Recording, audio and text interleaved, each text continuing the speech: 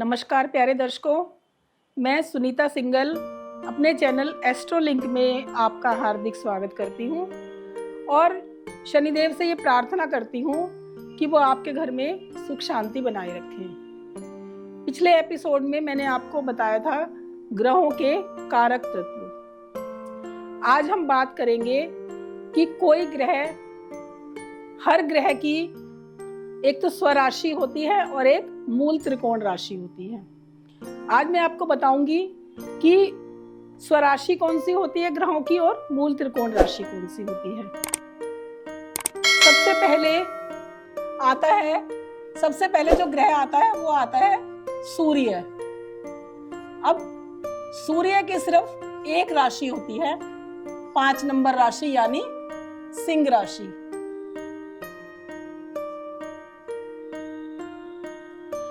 क्योंकि सूर्य के पास एक ही राशि है तो इसलिए यही इसकी स्वराशि है और यही इसकी मूल त्रिकोण राशि है।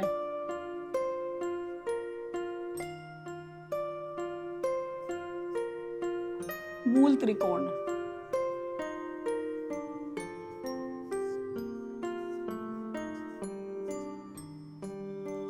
सूर्य के पास सिर्फ एक राशि है।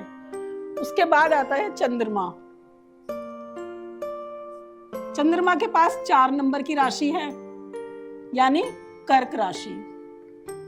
अब क्योंकि चंद्रमा के पास भी एक ही राशि है तो इसलिए चंद्रमा की यही कर्क राशि ही स्वराशि है और यही इसकी मूल त्रिकोण राशि है। उसके बाद आता है मंगल। अब मंगल के पास 2 राशियां हैं, 1 नंबर राशि यानी मेष राशि और 8 नंबर राशि यानी वृश्चिक राशि।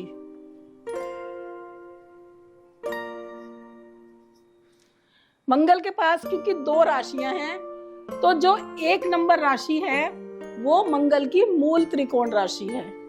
मूल त्रिकोण राशि का मतलब होता है कि जो उसकी मेन राशि होती है, जो ज्यादा प्रभावशाली होती है, उसे हम मूल त्रिकोण राशि कहते हैं। यानी जब कोई ग्रह ज्यादा फल देता है, यानी जब अगर कोई ग्रह मूल त्रिकोण राशि में होता है तो वो 80% रिजल्ट देता है और अगर कोई ग्रह अपने स्वराशि में होता है तो वो 60% रिजल्ट देता है। इसे आप यूं समझिए कि जैसे कोई व्यक्ति है, उसकी 2 पत्नियां हैं मान लीजिए, तो एक तो उसकी विवाहिता पत्नी है जिसको उसने समाज के सामने फेरे डाल के उससे शादी की है और एक पत्नी है जिससे उसने अपनी पसंद से शादी की है। तो जो जिससे उसने समाज के सामने शादी की है ज्यादा वैल्यू उसकी होगी और जिससे उसने, चाहे वो उसको कितना भी पसंद करता है लेकिन समाज के सामने उसे नहीं ला सकता, तो इसलिए वो उसकी वैल्यू कम होती है। मान लो अगर वो कोई साड़ी भी लाएगा तो वो जो उसकी पत्नी है उसके लिए ज्यादा अच्छी लाएगा और उसके लिए कम अच्छी लाएगा।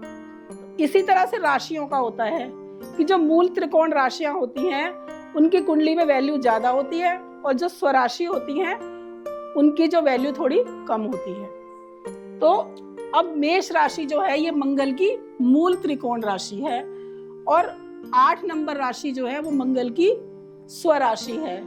यानी अगर मंगल 1 नंबर राशि में बैठा हुआ है तो वो अपनी मूल त्रिकोण राशि में बैठा हुआ है और अगर 8 नंबर राशि में बैठा हुआ है तो वो अपनी स्वराशि में बैठा हुआ है। इसके बाद आता है बुध। अब बुध के पास भी 2 राशियां हैं, 3 नंबर राशि यानी मिथुन राशि और 6 नंबर राशि यानी कन्या राशि। अब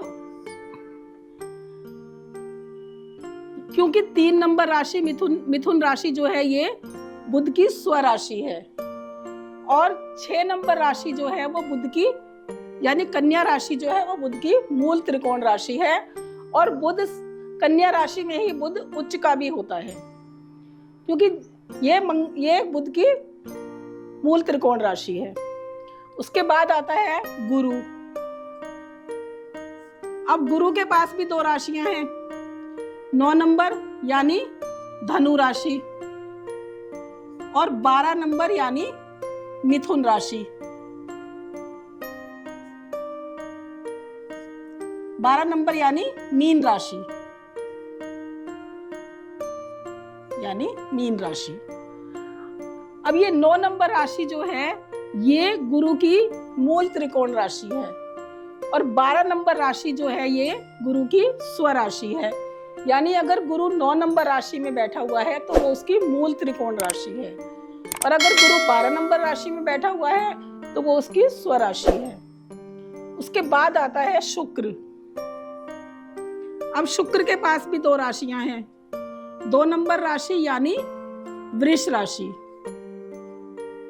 और 7 नंबर राशि यानी तुला राशि। ये शुक्र की 2 राशियां हैं।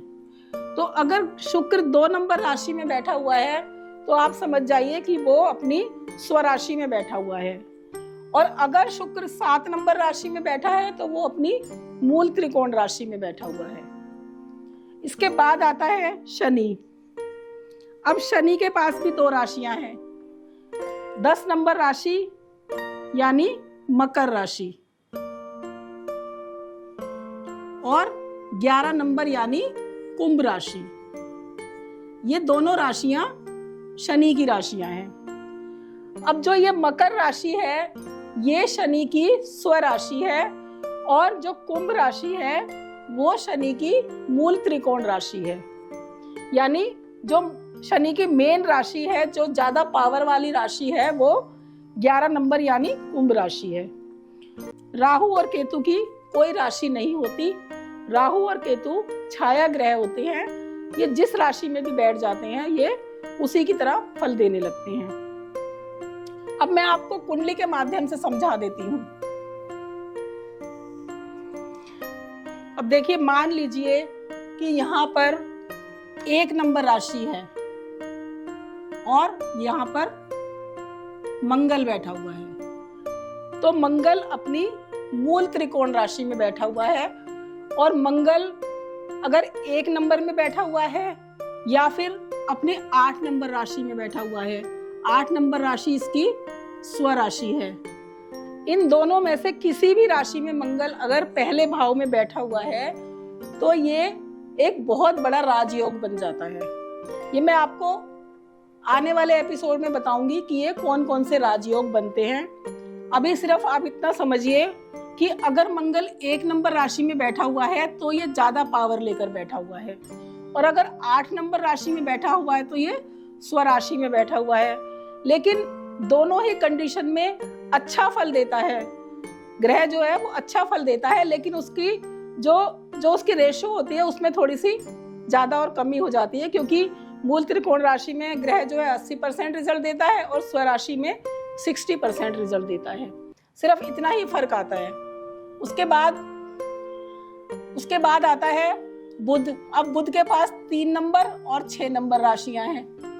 अगर बुध इन दोनों में से किसी भी राशि में बैठा हुआ है, किसी भी भाव में, ये नहीं है कि इसी भाव में, किसी भी भाव में बैठा हुआ है, तो आप समझ जाइए कि अगर वो 3 नंबर राशि में बैठा है तो वो अपनी स्वराशि में बैठा हुआ है, अपने खुद की राशि में बैठा हुआ है, और अगर वो 6 नंबर राशि में बैठा हुआ है तो वो अपनी मूल त्रिकोण राशि में बैठा हुआ है। कुंडली के किसी भी भाव में ये दोनों बैठ सकते हैं, या दोनों में से एक बैठ सकता है। उसके बाद शुक्र आता है, यानी 2 नंबर और 7 नंबर। अगर 2 नंबर और 7 नंबर किसी भी भाव में आता है तो आप समझ जाइए कि ये शुक्र की, अगर 2 नंबर है तो ये शुक्र की स्वराशि है, और अगर 7 नंबर है तो ये शुक्र की मूल त्रिकोण राशि है। उसके बाद आता है शनि, यानी 10 नंबर और 11 नंबर। मकर राशि और कुंभ राशि, ये दोनों राशियां शनि की राशियां हैं, और अगर शनि 10 नंबर राशि यानी मकर राशि में किसी भी भाव में बैठा हुआ है तो आप समझ जाइए कि वो अपनी स्वराशि में बैठा हुआ है, और अगर शनि 11 नंबर राशि में बैठा हुआ है तो वो अपनी मूल त्रिकोण राशि में बैठा हुआ है। तो इस तरीके से हर ग्रह की एक स्वराशि होती है और एक मूल त्रिकोण राशि होती है। मूल त्रिकोण राशि ज्यादा अच्छा फल देती है और स्वराशि उससे थोड़ा कम अच्छा फल देती है, लेकिन ये दोनों ही राशियां कुंडली में अच्छा फल देती हैं। बस ये देखना होता है हमें कि ये जो ग्रह है, ये मान लीजिए शनि है, वो अपनी राशि में अगर बैठा हुआ है तो वो बहुत अच्छा फल देगा। बस ये देखना होता है कि उस पर किसी पाप ग्रह की दृष्टि तो नहीं है, या कोई पाप ग्रह उसे देख तो नहीं रहा। जो भी ग्रह होता है, मान लीजिए कि शुक्र है या बुध है, तो ये जो भी ग्रह होता है, सिर्फ हमें ये देखना होता है कि उस पर किसकी दृष्टि है। अगर बुरे ग्रहों की दृष्टि है, बुरे ग्रहों का प्रभाव है, तो उस जो फल में थोड़ी कमी आ जाएगी। लेकिन अगर उसे कोई शुभ ग्रह देख रहा है या कोई शुभ ग्रह उसके साथ बैठा हुआ है, तो उसके फलों में और ज्यादा बढ़ोतरी हो जाती है। तो इस तरह से हम कुंडली में स्वराशि और मूल त्रिकोण राशि देखते हैं। तो आज आपने ये समझा कि कौन से ग्रह की कौन सी स्वराशि होती है और कौन सी मूल त्रिकोण राशि होती है। तो दोस्तों, अगली जो मेरी वीडियो होगी उसमें मैं आपको कुंडली के माध्यम से थोड़ा थोड़ा फलित करना सिखाऊंगी, जिससे कि आपकी मैं जानती हूँ कि आपकी थोड़ी जिज्ञासा होगी कि कुंडली को कैसे देखा जाता है। तो अब मैं आगे आगे आपको कुंडली के माध्यम से कुंडली देखना सिखाऊंगी। धीरे धीरे हम शुरुआत करेंगे, उसके साथ साथ हम धीरे धीरे आगे बढ़ते रहेंगे और प्रेडिक्शन करते रहेंगे। तो दोस्तों, ये वीडियो आज मैं यहीं ख़त्म करती हूँ। अगर आपको ये वीडियो पसंद आई हो तो इसे लाइक कीजिए, शेयर कीजिए और मेरे चैनल को सब्सक्राइब कीजिए। धन्यवाद।